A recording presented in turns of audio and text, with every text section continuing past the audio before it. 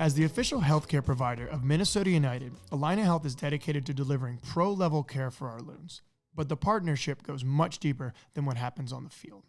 From our shared support of youth-focused nonprofits like Roots for the Home Team, to championing programs for adaptive athletes with the MNUFC Power Soccer Team, Allina Health and Minnesota United are committed to providing an altogether better experience for Loons fans. Learn more at allinahealth.org/loons.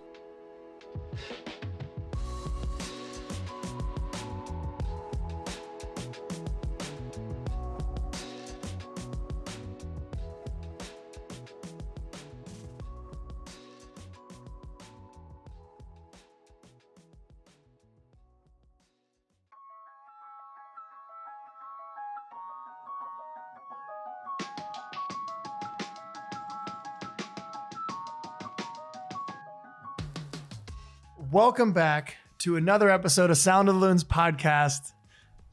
Everyone was asking, we got you back. Welcome back to the podcast. Mr. Anthony Markanich, welcome back to the show. Yes, sir. Thanks for having me. Of course. Here we go. And I just found out you don't know the song Lean Back. Like, genuinely, you don't know? Nothing? Terror Squad, Fat Joe, No. the whole dance. Oh, No, man, never I heard feel of it. so old. I feel so old. But we can start off, pretty simply and just say, why won't you trade me DeAndre Swift in fantasy football? Because what you offered me was I terrible. offered you Zay Flowers and Derrick Henry for Rashee Rice and DeAndre Swift. No, you said Rashee Rice and Javonte Williams. Okay, that's fair. That's different. I'll give you DeAndre Swift. I think it's fair. Is it not fair? No, I mean Zay Flowers had puts up no points. But you have Lamar Jackson, who's hurt right now. When he comes back, who's his number one target? I mean, still, even when he was healthy, he had no points. He was 3/4 of the games he was pretty good. I'll take who's the other one you offered though? Mike Evans. Yeah, Mike Evans was good. He's hurt too. He's questionable. He's questionable. You're right. Regardless, we can dive deep into that. I wonder if they talk about us. Hey, I got Anthony Markanich in that fantasy MLS, baby. Because fun fact, and you can put this up there, Grace, for the podcast.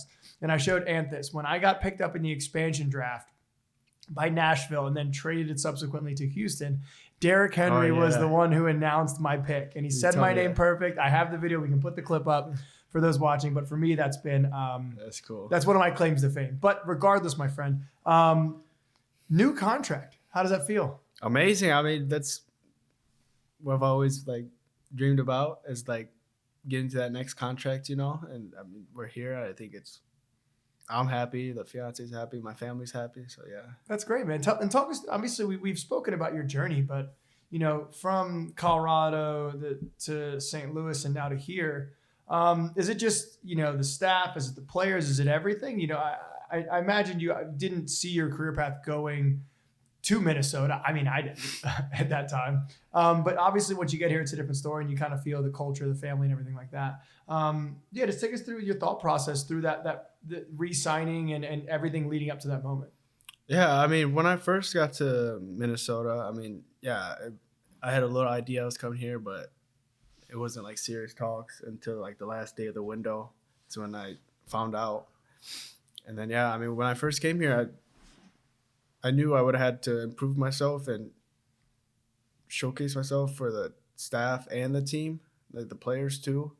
But especially with Joe in my position, it was hard to compete with him and stuff. So I knew I would have had to prove myself. But coming into this year, I think Eric and the staff really gave me confidence and really let me be me on the field instead of worrying about tactics and I think that's what I struggled with in previous teams was that trying to just. So you struggled. You felt, sorry to interrupt, but you felt you struggled with the restrictions of tactics. Exactly. Yeah. Mm-hmm. And with Eric, I feel like I could be myself and play free, and just from the start of preseason, he gave me a lot of confidence to say my moment's gonna come and stuff.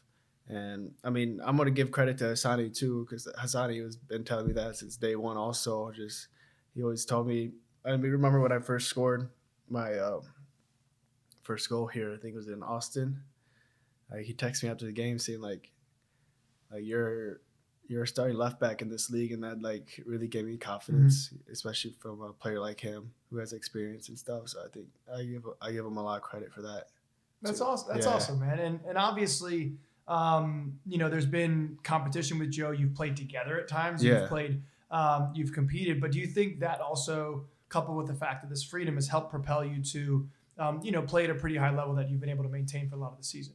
Yeah, for sure. I mean, such like Cam and Dennis and you and Eric, I think like just like even at trainings, like it's fun to come to trainings, and I think that's something that I started to realize this year is that like it's just a game, it's not like I used to take it as like a job, instead of like just playing, I think that's something I realized this year. Yeah, I think finding that balance is tough Mm-hmm. because if you have this set of complacency where it's too much fun, then maybe you might get a little bit casual. Exactly. Yep. But then you also, on the other side of the coin, don't want to be too strict with yourself to where now you don't let yourself freely think and you don't let yourself freely move. And it seems as if you've kind of been able to find this little happy medium in that. And obviously, we're not going to talk about the celebrations because you've talked about that a few little bit. But like growing up, were you always a left back or a defender? Because I found a lot of the players I talked to, we all ended up playing center mid or different positions where we could touch the ball more because we were some of the better players. And you have a knack for scoring goals. Is that just something that was natural? Was that youth soccer? Because not to boast here, but I scored 20-something goals in my senior year of high school playing attacking mid. And obviously, you guys know me as everything not an attacking mid. Did you have a similar upbringing through your youth career and through, even through high school? Yeah, same for me. I played high school my junior, senior, and I scored like 50 goals each year. 50 and goals? I was playing, yes, in the season, I scored 50 goals. Were you playing with kids? What are you playing with? It's crazy. I was playing attacking mid. I need to look this up. And my brother was playing forward, so we just combined with each other. 50 goals. It was like pretty much you shoot and it goes in. Yeah, so you played attacking mid, so you're comfortable in attacking positions. It's not this giant foreign thing where you put a center back up there and they have no clue how to react. So you're comfortable in front of goal. I think that makes sense. And then obviously with this, it's kind of a snowball effect where you get comfortable in front of net, you score a goal, and then the confidence starts rolling. Have you just kind of just wanted to keep that going and not think about it too much? Or is it something that's just ever present in your mind when you get in and around the goal? Yeah, I think after like the first goal, like that's when I knew like I can score. So I think that's pretty, and then like ever since that, it's like I haven't really been thinking about like scoring each game now. I think it just naturally comes to me now. But that's a goal scorer's finish, right? You're not thinking about it. You're not actively trying to be like, well, if I'm here, I have a better answer. Yeah. You're just playing the game. And then the ball happens to come to your right foot and you smash it in the net or your left foot or your head. And you kind of just end up being in the right place. That's awesome. But yeah, so take us into a little bit of your thought process about re-signing. I know we've spoken a little bit, but with what we're building here, with your family and your fiance and the length of the deal, I don't know exactly how many years, but do you see yourself as, really cementing yourself and enjoying life on and off the pitch here in Minnesota? Yeah, we love it here, especially in the summers. I know our winters are it's whatever, but you like the winter? But the summer's actually really nice here. Yeah. It's something that I didn't expect, really. I mean, there's a lot of lakes and stuff. You can go on the boats. And what's a normal afternoon weekend look like for the Markanich household? I mean, we have 2 dogs, so we like to take them to the park, and we take them to the beach to have. We mostly do stuff for them. We don't really do much for ourselves. I mean, we go out to eat downtown and stuff like that, but it's mostly taking care of our dogs, make sure they're happy too. There you go. Happy wife, happy dogs, happy life. And so what are your thoughts on the season? It's been an incredible season for you personally. The team has been through a lot of highs, some lows, and we've kind of just weathered things a bit. But yeah, for someone who maybe coming into the season, you knew what your role might be, but it's ever changed pretty dramatically. Yeah. Just take us in your overall thoughts, and then we'll kind of dive into the end of the season and playoffs and what you expect there. Yeah, especially when I came in last year in the summer, I thought we had a really good team. Even though I wasn't playing much, I still thought we had a really good team. So I thought coming into this year, I thought like we would have the same expectations as the ending of last year, and it's proof that we are a good team. And I mean, like personally, if you ask me beginning of the year if I was having this good of a season, I would say absolutely not. So yeah, I way to believe in yourself. So I mean, yeah, so it's amazing all around, the team, myself. So yeah. What's been something where you've seen yourself grow? And we've seen you play a lot, and I've seen you play and grow as a person. But what's an area that you feel that you came into this season with and said, man, like I think I've gotten better in this sense, or I've really become more comfortable in these situations when normally I wasn't, the most comfortable in these?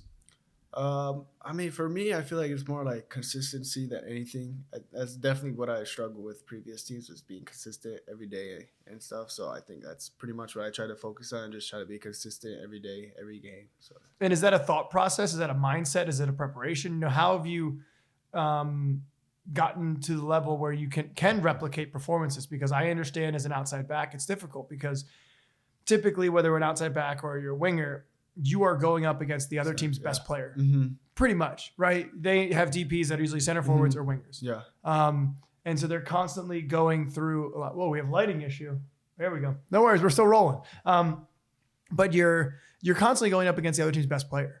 And that's like Groundhog Day every single weekend, where it's Painsel, and then it's whether it's Pedro de la Vega, whether it's Buanga, whether it's Dryer, you know what I mean? Like you're constantly going up against these things. Is it a preparation thing? Is it a mindset? Is it a rhythm, or is it just maybe less thinking is better in that sense? It's more less thinking and like your mindset. Like I go on in games and tell myself like I am good enough, and I am good enough to defend these type of players and play with these type of players. And so I think it's more of a mindset. Yeah. And like, I don't really think anymore when I play.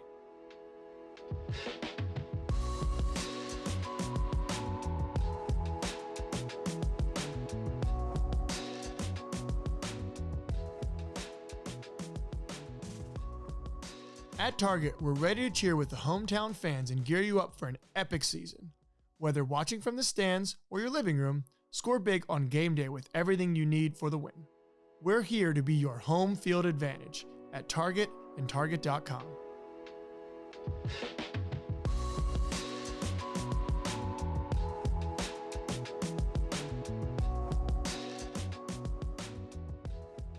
That's good. I know for me, words of affirmation was something that I developed later in my career, is reminding myself that you are here. And typically, although you might not be on the money as the guy on the opposite end of the spectrum, because usually those guys are the DPs, the ones making a lot of money, we might not be equal in that sense, but at the same time, we're both at this level. We can both compete. Exactly. And then reminding yourself of the things that you're doing well, and then kind of going from there. Exactly. And has that been something where that consistency has allowed you to settle into the group? Because you're one of the more vocal, fun guys in the group, whether the banter is always high. And I appreciate that, because that was always something that I very much enjoyed. Has you settling in on the pitch helped you settle in off the pitch as well? Oh, 100%. Yes. I think with the group of guys we have, even like with Joaquin and Nico, who don't speak English, like I have a lot of banter with them, Do you speak any Spanish? I mean, I understand, but I can't really like speak it. Yeah. Like, I can understand when they're talking, but not much. But I mean, like me, especially me and Joaquin, the banter is good, but I've realized that also. I remember you mentioned one of your family members can't really tell you guys apart on the pitch. Like it's not easy, to be completely honest, when you're both playing on the left side. If you don't see the number, like the physiques and the size and everything is pretty similar. Is it your grandma? No, my mom can't. Your mom. Like if she just like watching. Yeah. Like because we have similar hairstyles too. Yeah. So she gets confused about that.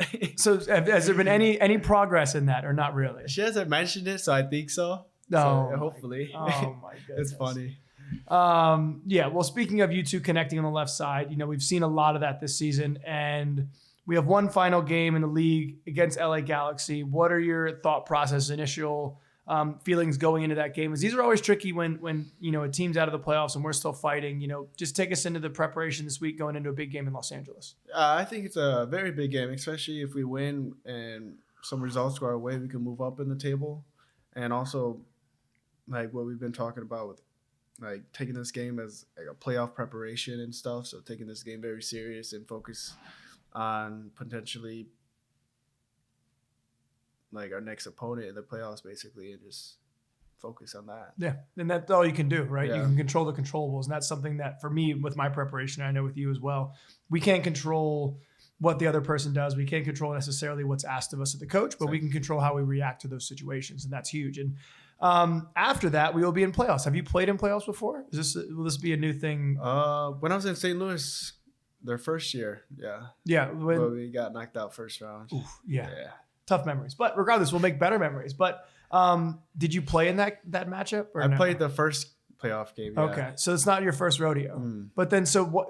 Drawing back on that experience and kind of growing with the player you are now, what do you expect? Obviously, the stakes are higher and stuff, but that doesn't necessarily change. That shouldn't change any preparation. I mean, I'm not going to put words in your mouth, but again, just because you want to play the game, you don't want to play the moment. So, how will you approach any of these playoff games, or will it just kind of hopefully be par for the course because you want to, you're good at what you do and you just continue doing a lot of those things? Yeah, like you said, I don't really want to change like how I look at the game and stuff. I know it's a pretty big game for the club for us as players, but I think for me personally, I'm just gonna take it as like just a regular season game, really, and just not really focus on the moment.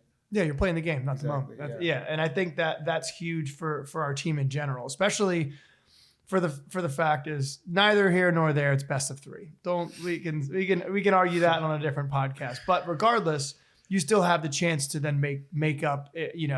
If the ball bounces post out instead of post in, one of those different things, you have the chance to do that. So I would hope that there would be a level of confidence going in, knowing the first one's at home. And that it doesn't necessarily, you're not going to win the series in the first game. So you don't necessarily have to approach it in a certain way. And you won't necessarily lose it in the first game as well. There's time to kind of rebound. And we've seen throughout this MLS, playoff season and playoff structure that you're going to have, I think teams have won winning the first game. I think teams have won losing the first game. Is it, obviously it's more difficult if you lose the first matchup, but in general, you can kind of see both of that. Yeah. And then just take us into, regardless of how the season goes, everything, what's a normal off season look like for you and your family? Obviously you said fiance. So have you had any talks or any moving forward in that world? Have you scheduled a date? It's not a date. I mean, we're hoping maybe during the World Cup break. Yeah. Just something small, but nothing, too big, but stressful. Stressful? Why is stressful? It's just hard because we don't know like the exact dates yet. Yeah. So we're just waiting to find out when we do have the days off. So, yeah. When do you want to have the wedding here, or will you have it? We want to go to. We're probably gonna have it in Colorado in the mountains. So, that's lovely. Cool. Yeah. There you go. Who decided that? She wanted to because she loved Colorado when we were there. Yeah. So she wants to go back there. And then how long have you guys been together? 8-9 years. 8-9 years in 8 your years. Yeah, I think so. So back to high school? Sophomore year of high school. Then how'd you guys meet? Or was it just through she school? She went to like our rivalry school. So we met through like friends basically. But how'd you do that if it's a rival school? That's no bueno. Is there something I mean, I don't know really, to be honest. I think it's like mutual friends basically. So. Yeah, that's fair enough. All right. Well, and I have a little bit of a quick fire thing. We have a few minutes left. I want to ask you some high flying questions because it's been something we've done. Have we done this previously or no? I've done it with Dan. I've done it with a few other people where I ask some rapid fire questions and I get your answer. I don't want explanations unless I ask. Actually, depending if I ask, there's an asterisk next to that. Who is the worst poker player on the team? Fitz. Is he the worst? Fitz is terrible. What? How bad? Can he? But no, I mean, not he's bad and very like unlucky too, though. Like, but so then, wait, how are you guys? Does he play? He plays he plays every time we play. Like, and you still let him play, and he's bad. No, we don't make him.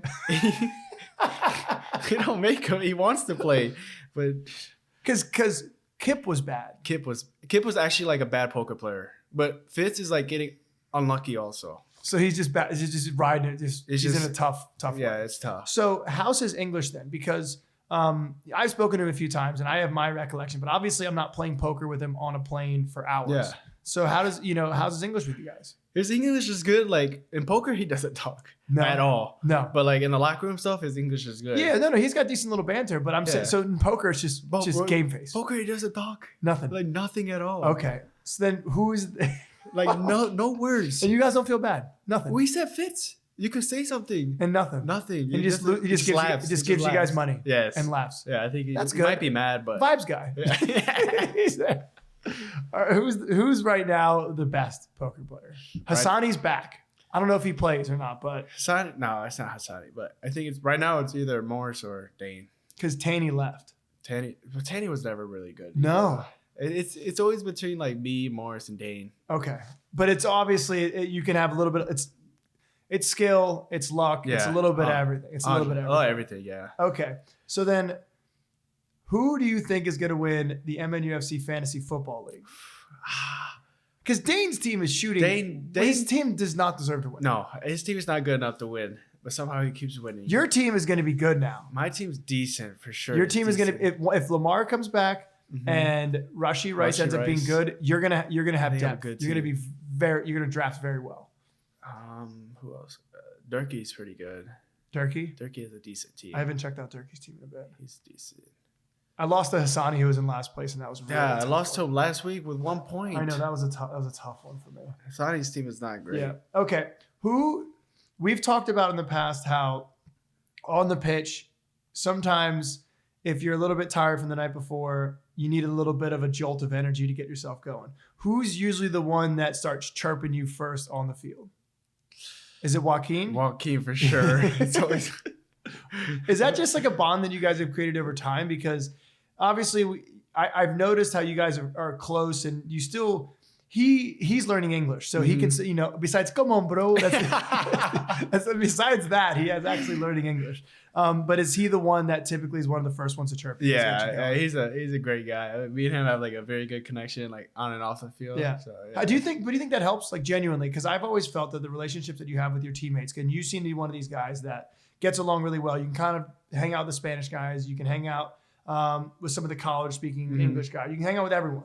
Do you think that helps you on the pitch, like in terms of just creating that good relationship? 100%. Yeah, like you feel more comfortable with the guy, and so like you could tell him like what you want to say to him. Like what? Like I could like tell him like what I see and like what I need, like on the ball, like what he could do and stuff. Yeah. I think that's like, especially from like a player like him, it's kind of scary from like a younger player to tell like players like those like what to do and stuff. But since we have a good connection, I think it's quite easy to. Do you feel that you're a younger player that is growing into? Because you're not nearly. What year were you born in? I don't even want to.